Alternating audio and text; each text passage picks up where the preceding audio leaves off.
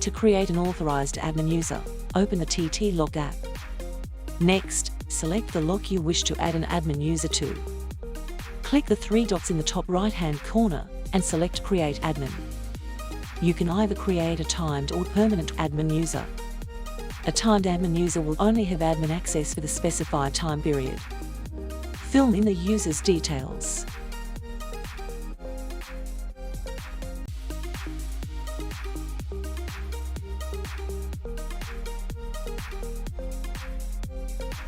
Before pressing send, flick the remote unlock button if you wish the admin user to have access to remote unlock.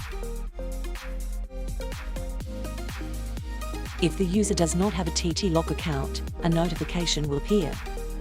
If this occurs, simply add the country code before the phone number to continue.